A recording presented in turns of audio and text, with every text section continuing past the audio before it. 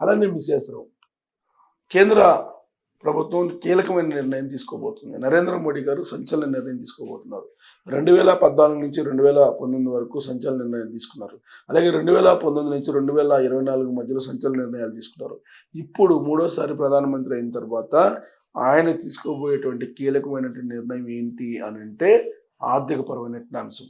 భారతదేశాన్ని ప్రపంచంలో ఆర్థిక శక్తిగా నిలపాలంటే కొన్ని కీలకమైనటువంటి నిర్ణయాలు తీసుకోవాలి అనేటువంటి ఒక అభిప్రాయంతో కేంద్ర మంత్రులు కానీ లేదంటే కేంద్ర క్యాబినెట్లో ఉండేటువంటి వాళ్ళు కానీ ప్రధానమంత్రి కానీ ఒక అభిప్రాయానికి వచ్చారని చెప్పి తెలుస్తుంది.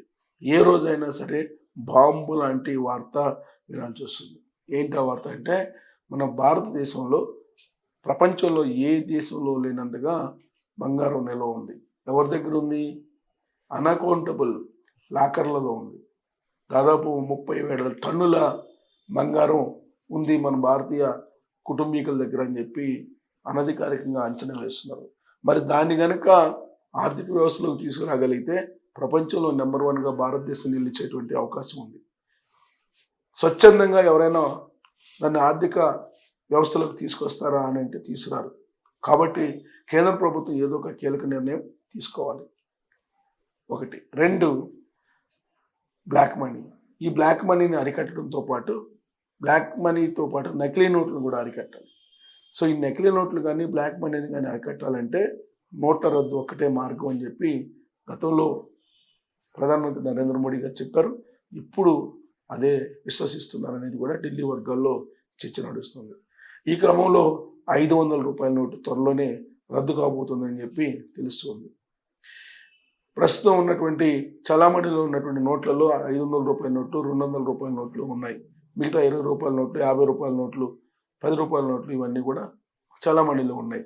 అయితే రాబోయేటువంటి రోజుల్లో గతంలో ఏ విధంగా అయితే 2000 రూపాయల నోట్లు తీసుకొచ్చి దాన్ని రద్దు చేశారో అదే తరహాలో 5000 రూపాయల నోట్లు తీసుకొచ్చి ఆ తర్వాత వాటిని రద్దు చేయాలనేటువంటి ఆలోచన ఒకటి చేస్తున్నారనేది కూడా ఒక చర్చ. ఎందుకు అని అంటే 500 రూపాయల నోట్లు కనుక రద్దు చేస్తే మార్కెట్లో వాటి బదులుగా కరెన్సీని ఇవ్వాలి. కరెన్సీ ఇవ్వాలంటే 200 రూపాయల నోట్లు ఇచ్చే పరిస్థితి లేదు. అందుకే 5000 రూపాయల నోట్లు కనుక విడుదల చేస్తే ఈ 5000 రూపాయల నోట్లని ఈ 5000 రూపాయల నోట్ల రూపంలో ఈజీగా బదిలీ చేసుకోవచ్చు. అంటే 500 రూపాయల నోట్లు బదులుగా 5000 రూపాయల నోట్లు ఇచ్చేటువంటి అవకాశం ఉంది. అంటే ప్రత్యామ్నాయ మార్గాలు ఇప్పుడు ఏ విధంగా అయితే గతంలో పాత 500 రూపాయలు 1000 రూపాయల నోట్లను రద్దు చేసి ఆ టైంలో 2000 రూపాయల నోట్లను రిలీజ్ చేశారు, అదే తరహాలో ఇప్పుడు 500 రూపాయల నోట్లను రద్దు చేసి 5000 రూపాయల నోట్లు పరిచయం చేయడం ద్వారా బ్లాక్ మనీని బయటికి తీసుకురావచ్చు అనేటువంటి ఒక ఆలోచన చేస్తున్నట్టు ఢిల్లీ వర్గాల్లో స్ప్రెడ్ అయినటువంటి న్యూస్. చాలా కాలంగా 500 రూపాయల నోట్లు రద్దు చేయాలనేటువంటిది వినిపిస్తూ ఉంది. ఈవెన్ చంద్రబాబు నాయుడు గారు కూడా 500 రూపాయల నోట్ రద్దు చేస్తేనే అవినీతి తగ్గుతుందని చెప్పి ఆయన కూడా అంటున్నారు. నీతి ఆయోగ్ చైర్మన్ కూడా అదే చెప్తున్నాడు. నీతి ఆయోగ్ చైర్మన్ కూడా ఇటీవల కాలంలో చంద్రబాబు నాయుడు గారు చేసిన ప్రతిపాదన గురించి ఆయన ప్రస్తావించారు. కాబట్టి 500 రూపాయల నోటు రద్దు కాబోతున్న త్వరలో రద్దు చేసే అవకాశం ఉంది. ఆ మేరకు కేంద్ర ప్రభుత్వం చాలా సీరియస్గా పరిశీలిస్తుంది అనేది వినిపిస్తుంది. ఇక నకిలీ నోట్లు, ఆ కొత్త 500 రూపాయల నోట్లు 2000 రూపాయల నోట్లు రాగానే ఇమీడియట్గా వాటి తాలూకు నకిలీ నోట్లు కూడా బహిరంగ మార్కెట్లోకి వచ్చాయి. కాకపోతే 2000 రూపాయల నోట్లని మళ్ళీ వెనక్కి తీసుకుంది ఆర్బీఐ. బట్ 500 రూపాయల నోటు కొత్తది ఇప్పుడు చలామణిలో ఉంది. వాటి స్థానంలో నకిలీ నోట్లు చలామణి బాగా పెరిగిపోయింది. ఇది భారత ఆర్థిక వ్యవస్థ మీద తీవ్రమైనటువంటి ప్రభావం చూపిస్తుంది అనేది ఆర్థికవేత్తలు చెప్తున్నటువంటి మాట. సో దీన్ని అరికట్టాలంటే కనుక నోటు రద్దు ఒక్కటే మార్గం. దాన్ని ఎలా చేయాలంటే 5,000 రూపాయల నోట్లు పరిచయం చేయడం ద్వారా వీటిని రద్దు చేయొచ్చు అనేది ఒక ప్రత్యామ్నాయంగా ఒక ప్రక్రియగా చెప్తూ ఉన్నారు. మరి బంగారం ఎలా వస్తుంది? లాకర్లో ఉన్నట్టు బంగారం ఎలా వస్తుంది అని అంటే యాక్చువల్గా బంగారం ఎంత ఉండాలి అనేది ఒక క్లియర్ గైడ్లైన్స్ ఉంది. భారతీయుల దగ్గర ఎంత బంగారం ఉండాలి అనేది చాలా క్లియర్గా కొన్ని గైడ్లైన్స్ ఉన్నాయి. ఆ గైడ్లైన్స్ ప్రకారం గోల్డ్ రూల్స్ అని కొడితే మీకు గోల్డ్ రూల్స్ ఇన్ ఇండియా అని కొడితే కనుక మీకు మొత్తం డేటా వస్తుంది. గోల్డ్ రూల్స్ ఇదిగో చూడండి, ఎంత ఉండొచ్చు, మ్యాక్సిమం ఎంత ఉండొచ్చు, ఎవరెవరి దగ్గర ఎంత ఉండొచ్చు అనేది. ఇక్కడ చూడండి, physical gold holdings married women అంటే పెళ్లి చేసుకున్నటువంటి మహిళ దగ్గర 500 గ్రామ్స్ ఉండొచ్చు. అందుకన్నా ఎక్కువ ఉంటే మీరు లెక్క చూపించాల్సి వస్తుంది. అలాగే అన్మ్యారీడ్ ఉమెన్ అంటే పెళ్లి కానిటువంటి మహిళ దగ్గర 250 గ్రాములు ఉండొచ్చు. అందుకన్నా ఎక్కువ ఉంటే ఖచ్చితంగా మీరు లెక్క చూపించాలి. దానికి సంబంధించిన రిసిప్ట్స్ చూపించాలి. ఇక మెన్ అంటే పురుషులు, మ్యారీడ్ కానీ అన్మ్యారీడ్ కానీ, మ్యారేజ్ చేసుకున్నటువంటి కానీ అన్మ్యారీడ్ చేసుకున్న 100 గ్రాములకు మించి ఉండటానికి లేదు పురుషుల దగ్గర. ఇంతకన్నా ఎక్కువ ఉంటే కనుక ఖచ్చితంగా మీరు రిసిప్ట్లు చూపించాల్సిందే. కాబట్టి ఇక్కడ చూడండి, ఇది చట్టం. ఈ చట్టానికి భిన్నంగా ఇండియన్స్ దగ్గర చాలా బంగారం ఉంది. 32,000 టన్నుల బంగారం ఉంది. ఇక్కడ ఏం చెప్తుంది చట్టము? ఇక్కడ చూడండి, in India the gold rules are primarily about the permissible amount of physical gold a person can hold without requiring proof of income proof లేకుండా మీరు దాచుకోవడానికి లేదు, which is set by the central board of direct taxes CBDT. This limit is 500 grams for married women, 25 grams for unmarried women and 100 grams for men. ఇది నిబంధన. ఈ నిబంధనను ధిక్కరించి ఎవరైతే బంగారాన్ని దాచుకున్నారో వాళ్ళు ఖచ్చితంగా చట్ట ప్రకారం ఖచ్చితంగా వీళ్ళు ఎదుర్కోవాల్సిందే విచారణని. Owing more than these limit is not illegal.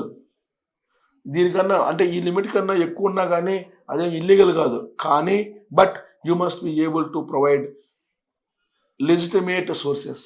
మీకు అది ఎక్కడి నుంచి వచ్చిందో సోర్సెస్ చూపాలి. Such as inheritance or documented income. అంటే 2 మార్గాల ద్వారా వస్తుంది.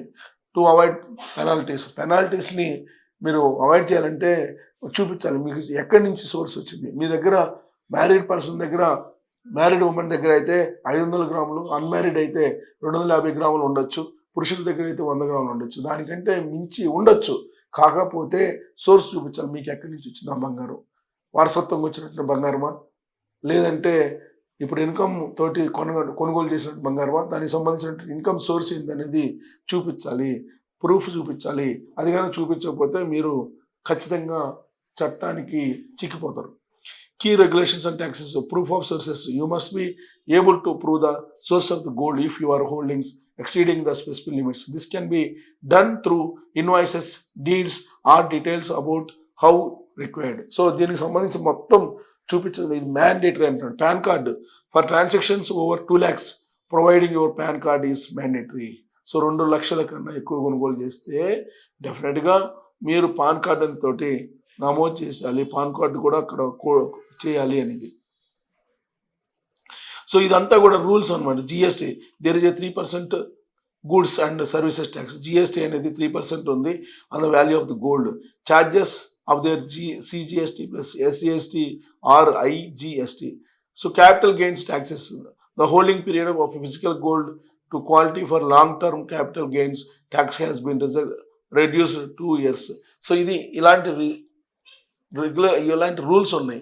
ఈ రూల్స్ని కాదని బంగారం మీ దగ్గర లాకర్లో ఉంటే కనుక దాన్ని చట్ట ప్రకారం బయటకు తీసుకొచ్చి దాన్ని బద్దలు కొట్టి ఆ బంగారాన్ని మొత్తం ఆడిట్ చేయాలి అనేటువంటి నిర్ణయం కేంద్ర ప్రభుత్వం తీసుకోబోతుంది అనేటువంటి ఒక న్యూస్ చాలా కాలంగా వినిపిస్తుంది.